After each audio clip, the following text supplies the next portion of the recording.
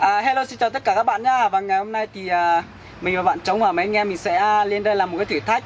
Đó là mình sẽ lên bốc bài. Và bài đỏ thì thắng, còn bài đen thì thua. Đấy, và bạn nào thua thì phải gọi điện cho bất kỳ một bạn gái nào ở trên Messenger, ở trên Facebook, đòi tán bạn đấy và đòi yêu bạn đấy, để xem là tình hình là bạn ấy sẽ trả lời như thế nào nhé mọi người nhá. Đấy, mọi người cũng chú ý theo dõi video của anh em mình nhá. Đấy, bây giờ bắt đầu đến bạn Cường nhá. Đến bạn Mình Cường. là người đầu tiên nhá. Ok. Đây, bài đỏ nhá. Bài đỏ à? Ôi dồi ôi. Đến lượt bạn. Chết mình rồi. Một bài thôi. Bài đỏ. Bài đỏ. Lật luôn. Để vào đấy, để vào đấy. Soi đã. Soi vào camera nhá. Soi vào camera. Đấy, bây giờ Lật luôn đấy. đấy rồi. Anh làm thôi. Anh cầu vượt. Đen. Và con này chắc chắn là con 4 này. Ôi trời ơi, bài đỏ rồi anh em nhá. Các bạn này toàn đỏ hết Hay rồi. quá. Thế nhờ. Bây giờ mình sẽ úp lại bài xuống. Đấy. Mình sẽ úp lại bài xuống để mình chào đã. Trống đấy mà. Đấy, lấy bạn Trống. Đen. Bạn Trống đen rồi. Gọi đi. Gọi đi. Gọi đi. Đen.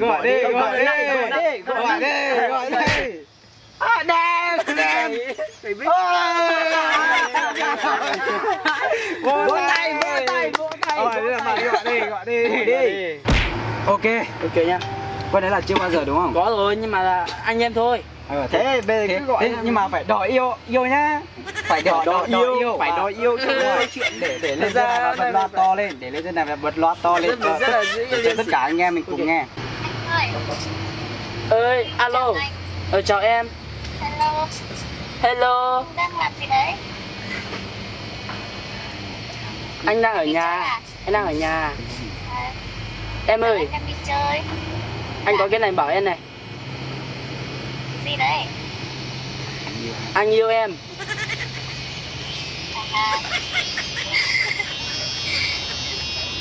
Thế mà hôm trước đi chơi em thấy các anh đi nướng gà chả thấy chú em nhỉ? Ủa thế? Thế nhưng mà anh yêu em nhá. Dạ, rồi. Nhá. Anh có đang uống rượu không đấy? Anh không. Đồng ý không? Được. Thế nhá. Thế, vâng. Ok, anh yêu em nhá. Anh cảm ơn nhá.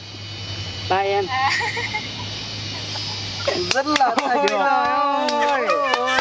Được thành công đấy. Được. Đấy mọi người ạ, bây giờ thì tất cả anh em mình sẽ chọn bất cứ một đứa nào ở trên Messenger để cho bạn ấy tán, và với thử thách đó là bạn ấy đòi yêu, xem là bạn gái nó sẽ như thế nào nhé mọi người nha. Ok nhá mọi người nha.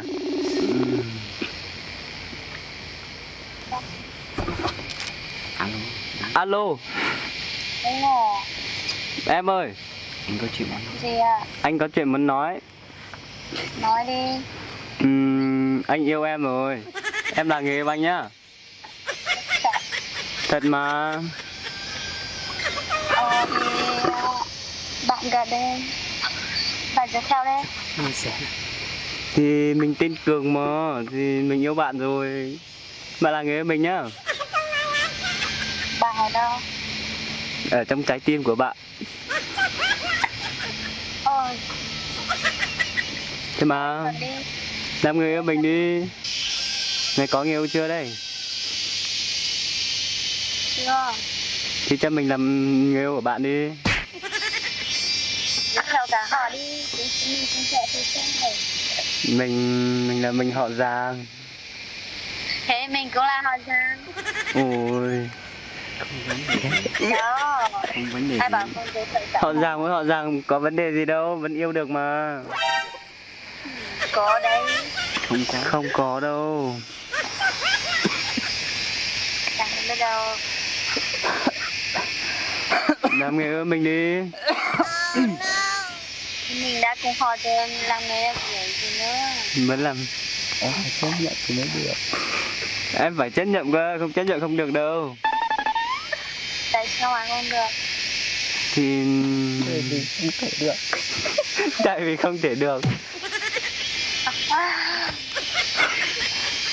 Nhá, là người yêu anh nhá. Chịu không nào? Chịu luôn. Chịu rồi nhá. Thế anh cảm ơn nhá. Hơi dài, hơi dài. Ok các bạn nhá. Dài quá thì cũng phải hơi dài. Và tuy là cuộc trò chuyện nó hơi dài một tí nhưng mà bạn ấy cuối cùng cũng đã tán đổ được bạn ở trên Messenger đấy rồi nhá mọi người nhá. Các bạn không nên yêu online. Đen. Ôi rồi các bạn lại màu đen à. Ôi vậy thử tán xem như nào. Ok ok. Bây giờ nó chọn bất kỳ một đứa ở trên này nhá mọi người nhá. Đấy có tiếng rồi đấy. Nó gần gần đó. Alo. Alo chào em. Vâng ạ, sao ạ? Em ơi, anh có chuyện muốn nói được không? Dạ. Anh có chuyện muốn nói với em được không? Nói đi. Tình hình là bây giờ trái tim anh bị đánh cắp rồi. Em... Cái gì? Tình hình là bây giờ trái tim anh bị đánh cắp rồi. Mà anh vừa đi hỏi bác sĩ là người đánh cắp là em. Bây giờ anh yêu em được không? Úi rồi. Anh Hâm à? Không hâm đâu, anh đang nói thật đấy. Hình như em chưa từng quen biết anh bao giờ hay sao mà. Không, chính vì chưa quen biết nên mới yêu chứ quen biết rồi thì chỉ là bạn thôi, không yêu được em ạ. Thì em đã thấy anh bao giờ đâu. Sao tự nhiên anh vừa đi anh này nói thế em tưởng như sao ấy. Không sao đâu em, tình hình bây giờ là đang rất cấp bách rồi. Bây giờ trái tim anh là không có em không thể sống nổi. Bây giờ em là một là đồng ý yêu anh, hai là anh chết. Em chọn cách nào đây? Thôi anh à, xàm vừa thôi. Nhưng mà em định cho anh chết hay là yêu anh đây? Tóm lại là anh yêu vừa thôi. Nhưng mà em làm người yêu anh nhé. Làm người yêu anh kiểu nào? Thì yêu như kiểu người ta hay yêu trên mạng ấy, mình cứ yêu thôi. Xin lỗi em có gia đình rồi. Ồ em có gia đình rồi à? Nếu như mà em có gia đình rồi thì thôi nhá, cảm ơn em vì cuộc trò chuyện. Anh cảm ơn em rất nhiều, chào em. Không sao, bạn bè mà. Vâng, chào em. Bye. Bye em. Ôi rồi các bạn à. Đấy, như các bạn đã nhìn thấy là thật là không may và chúng ta đã chọn được sai người. Bạn ấy không phải là một bạn gái mà là bạn ấy là một bạn gái đã có chồng và bạn là rất là đen nhá. Thật sự là rất dỗi các bạn ạ. Mình dỗi như vậy lắm. Mình đã thích cái giọng nói của bạn ấy rồi nhưng mà cuối cùng lại tán đúng với bạn có gia đình rồi. Có gia đình rồi. Thế bây giờ mình xin nhường lại máy cho bạn ngồi bên cạnh để bạn ấy bốc tiếp ạ. Ok nhá mọi người nhá. Và bây giờ là đến lượt Vàng nhá. Mình chọn. Đấy, và đến là Vàng và Vàng sẽ chọn xem là được bài đỏ hay là được bài đen nhé mọi người nhá. Vàng chỉ mong được bài đỏ thôi mọi người ạ. Bởi vì Vàng sợ tán gái lắm. Bài đỏ, đỏ lừ. Ôi Quá đỏ. tại sao à? Anh thế nhỉ? Tại sao? Được, ván đầu Tại tiên sao? Được. Đây nhá, mình bốc được con 2 đen nhá mọi người nhá. Cái này người ta gọi là ôi đỏ trước đen sau. Alo. Alo, em... Anh chào em nhá. Người à? Anh chào em nhá. Người à? Anh và càng không thành công thôi. Rất tiếc. Không phải mọi người nhá. Bị chửi cho dở người mọi người ạ. Đen đi. Tự tin lên em ơi. Ôi trời ơi, màu đen mọi người à. Vỗ tay. Có 6 bích rồi. Có 6 bích màu đen rồi. Alo. Linh Tứ. Chào bạn, nói gì không? Em à, Linh Tứ nào? Em đi lấy chồng chưa? Ôi, con Linh Tứ còn nó cả na. Anh cảm ơn nhá. ôi trời ơi. Không, lấy cái của em gọi. Hết rồi. Không, còn phải có điều nữa. Gọi cái này thôi. Bây giờ là do tình hình đó là bạn ấy là không nói được tiếng Mông. Đấy, bạn con gái bên kia là không nói được tiếng phổ thông. Đấy, xong là bây giờ mình sẽ chọn cho một bạn mà nói được tiếng phổ thông nhé mọi người nhá. Dạ em xin phép là em chơi luôn nhá. Cường bốc đi. Bài đen. Ôi trời ơi. 4 bài đen rồi mọi người ạ. Hay quá. Bây giờ bốc được có 4 nhé mọi người ạ. Đấy, bài đen nhá. Rất dày á. Sao lại nói như thằng Alo. Ai vậy? Chào bạn nhá. Vâng, chào. Bạn ơi, Chào đi. cho mình hỏi bạn có người yêu chưa? Mình chưa. Thế mình làm người yêu của bạn nhá.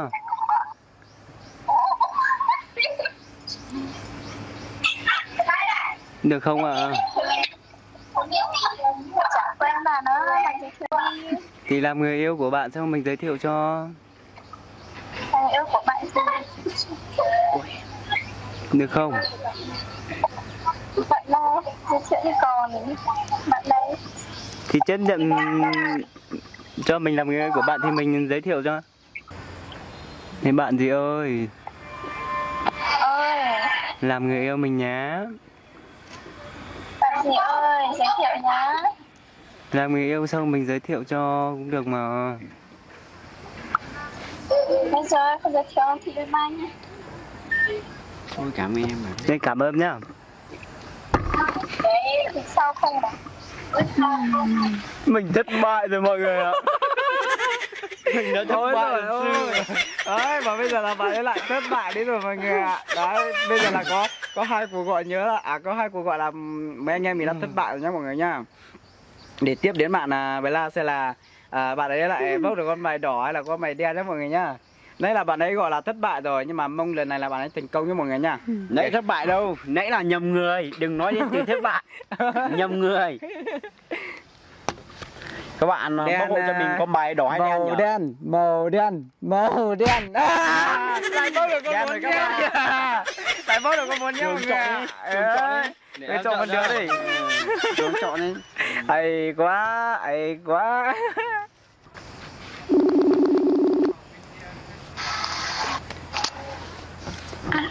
Chào em. Dạ, Em đang làm gì đây? đang nằm ngủ. À, em ăn cơm chưa? Ăn rồi. À, em ăn cơm với gì? Ăn cơm chan với nước lái. À, thế anh có chuyện này muốn nói em có được không? Anh nói đi. Tình hình là bây giờ anh yêu em. Sao lại yêu em? Vì anh thích em, anh nhớ em và nói chung là rất nhớ em, nên là muốn được làm người yêu em có được không ạ? Nói điều. Không, nói thật mà không điêu đâu, không điêu một chút nào luôn ấy em ạ. Em đã đánh cắp trái tim anh thì rất lâu rồi, nhưng mà đến hôm nay anh mới có cơ hội để nói với em, nói ra thật lòng tất cả những gì mà trong con người anh có thể nói, mà bây giờ anh cần một câu trả lời từ em. Em có đồng ý làm người yêu anh không ạ? Ủa anh có gì thì anh cứ nói đi sao? Anh nói với cái đấy làm gì? Không, thì bây giờ câu anh cần nói là anh yêu em cơ. Quan trọng là em đồng ý hay không thôi, còn những cái khác nó không quan trọng. Yêu thôi.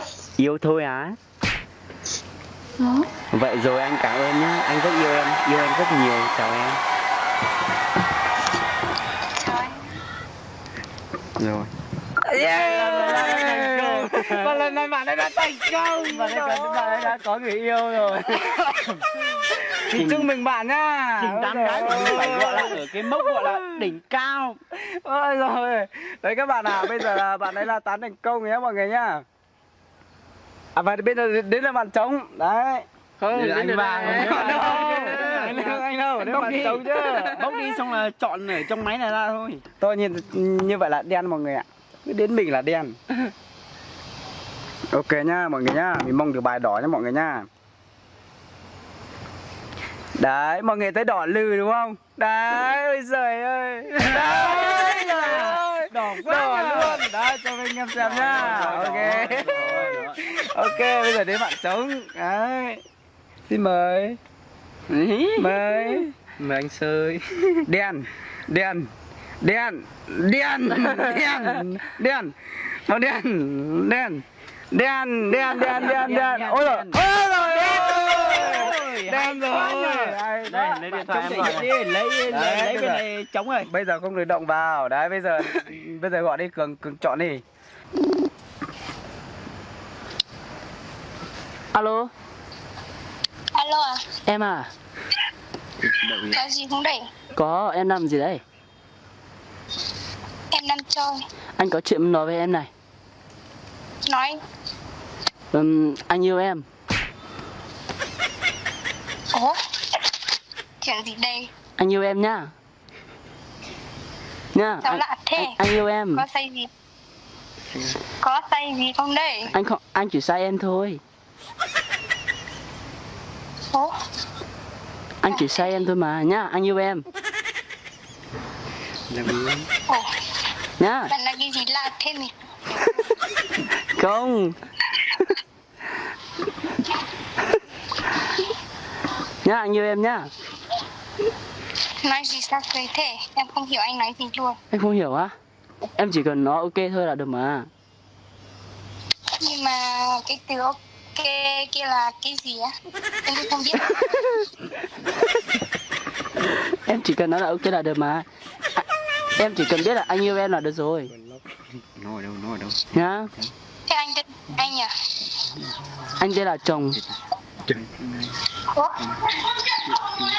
Anh tên là chồng em. À được thôi bạn tên gì thế? Giới thiệu tí xem nào. À thì bây giờ anh yêu em nhá.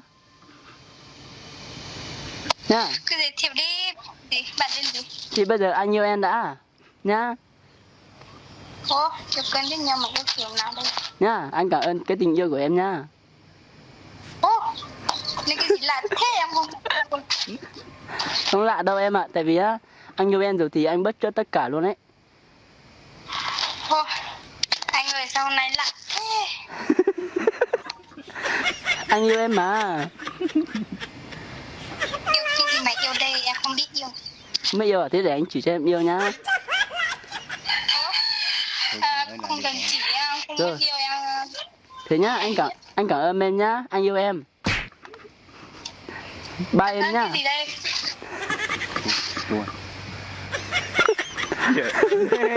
Cái con dê lại làm có một người không thành công chưa? Thành công. Thứ ba mọi người. Không đồng ý. Tán được thứ ba mọi người nhá. Lại đến lượt mình à? Đúng rồi, lại đến lượt Cường. Đấy. Đây là 2 lần thành công cả hai rồi. Bây giờ anh mình sẽ châm hết một lần nữa là kết thúc nhá.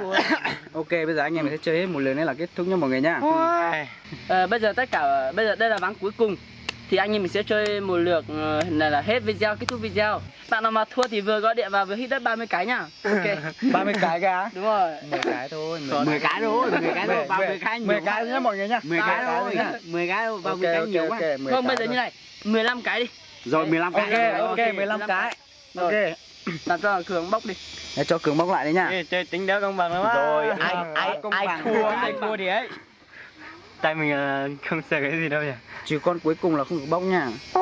Con gì đấy? Biết ngay đen xí. Một người thua nữa. Bây giờ Cường bật để người khác chọn người cho. Đúng rồi. Chứ không được tự chọn đâu. Đúng rồi, em chọn đi. Ôi, hơi mệt nè. Hơi căng thẳng thế nè.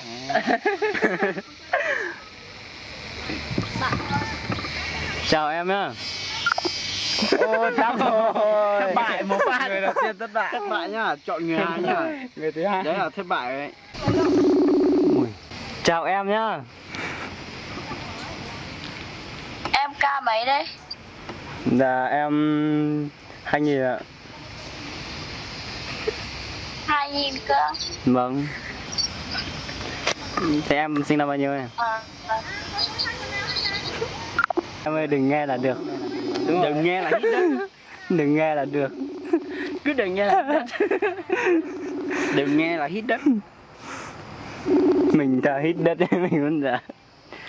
Bốc đen với lại bốc đen là hit rồi. Đúng rồi, bốc đen là hít rồi, không cần phải. Đừng nghe phải người ta đồng ý yêu thì mới không phải hít. Em này không nghe người tắt. Ok. Ok, tắt nhá. Hít đất nhá. Rồi, thế là thua rồi. Bắt đầu là người thua đầu tiên rồi. Chuẩn bị sẽ đi hít đất. Đấy, bây giờ là ghi sổ một người. Ghi sổ một người đã. Đấy. Mọi người kiểm chứng cho đen em đói đen nhỉ? đúng không Cường? Đói đúng không? Đen gì em? Đen gì ơi trời ơi. Đen gì chưa? Rồi, đến lượt Rồi, chấp nhận. đi. Không trả lời rồi. Lại. Mày la sắp theo con đường của mình nữa rồi. Đấy, mày la tiếp tục qua hành trình của mình à. Ăn thua đấy. Ôi, không trả lời tiếp. Không trả lời tiếp. Còn mọi người nữa mà không trả Còn lời nốt thì người cuối thất cùng bại. này là không trả lời Cả là hai thua thì luôn. thua luôn. Đấy. Nghe được không? Alo. Alo. Chào em. Chào em. Vâng, chào. Em cho anh hỏi chuyện này được không ạ? Chuyện gì ạ? Tình hình là anh bị yêu em rồi có được không? Yêu em không? Vâng, bị yêu em rồi. Biết em không mà bảo yêu em. Có biết thì mới yêu chứ. Dạ. Có biết em thì mới yêu chứ. Tiền nữa. Thật mà, tên em là Lựa đúng không? Vâng, thế bây giờ anh biết em là Lượn thì anh mới yêu em, anh mới ngỏ lời yêu em. Thế bây giờ em có đồng ý làm người yêu anh không? Thế em biết anh không? Biết nhưng mà bây giờ em phải đồng ý yêu anh đã rồi thì anh mới cho em biết rõ ràng được. Nhưng mà em nghe giọng anh quen Quen á, chắc không quen lắm đâu. Em đồng ý yêu anh đi rồi mình chắc sẽ quen mà. Không phải chứ. Nhưng mà có yêu không? Hỏi thật, có yêu không? Giới thiệu đã. Không, cứ phải yêu đã rồi mới giới thiệu được chứ. Cứ phải yêu trước đã, giới thiệu sau. Không tính đâu. Không, cứ yêu đi rồi giới thiệu sau nó mới gọi là hạnh phúc với đậm đà được. Chứ mình mà giới thiệu trước xong mới yêu thì nó không còn đậm đà ấy nữa. Cứ yêu trước đi. Giới thiệu trước chứ. Không, cứ yêu trước đi rồi mới mặn nồng. Em đồng ý đi mà, thật đấy, năn nỉ em đấy, đồng ý đi. Đồng ý làm người yêu anh đi. Anh giới thiệu trước gì chứ. Em đồng ý đi, thật mà anh rất tốt luôn. Cái gì anh cũng tốt luôn. Và đặc biệt là tốt với em đấy. Em đồng ý làm người yêu anh nhé. Thật hỏi câu cuối đấy, em làm người yêu anh đi. Được không? Nhưng mà em không quen thì em không yêu được. Ôi, thế tóm lại là em có yêu anh không? Trả lời một câu thật lòng, có hay không thôi. Bây giờ anh đang cần sự giúp đỡ của em có yêu anh hay không thôi.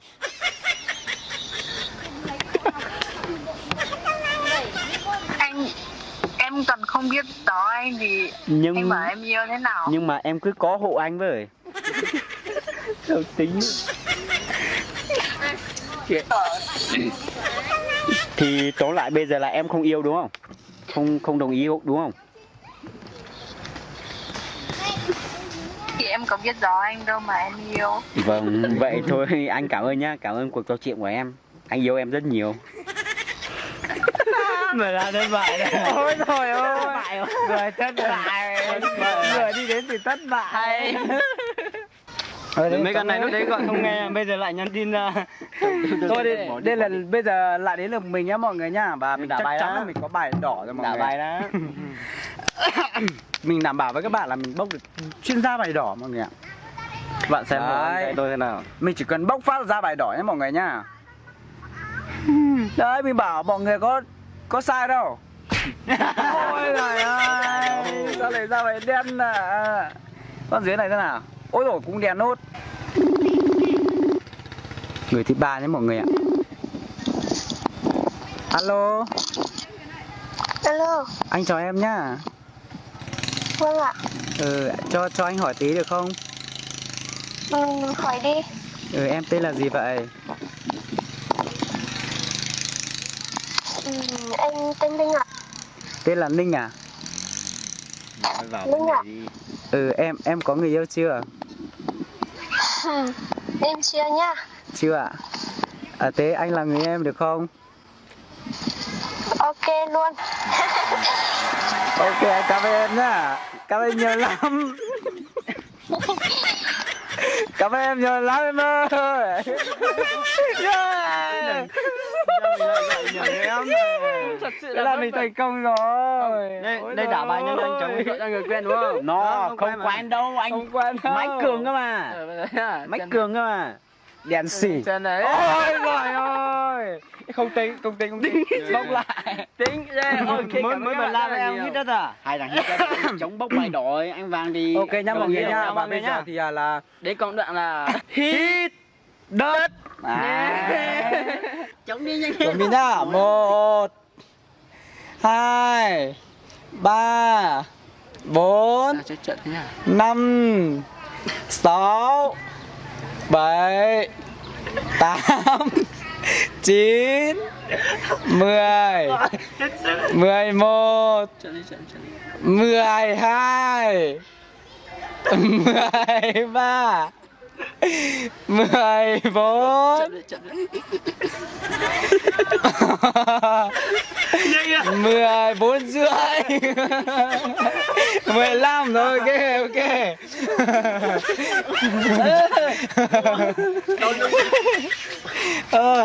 Bây giờ là những cái người chua cùng mọi người nhá. Cảm nhận ra sao? Cảm nhận của em là rất là mình. Ok. Xin chào tất cả các bạn nha. Và nếu các bạn thấy clip của anh em mình hay thì các bạn đừng quên bấm like và chia sẻ và đăng ký cho kênh của anh em mình để có động lực ra những video tiếp theo nhé mọi người nha. Và xin chào tất cả các bạn. Bye bye.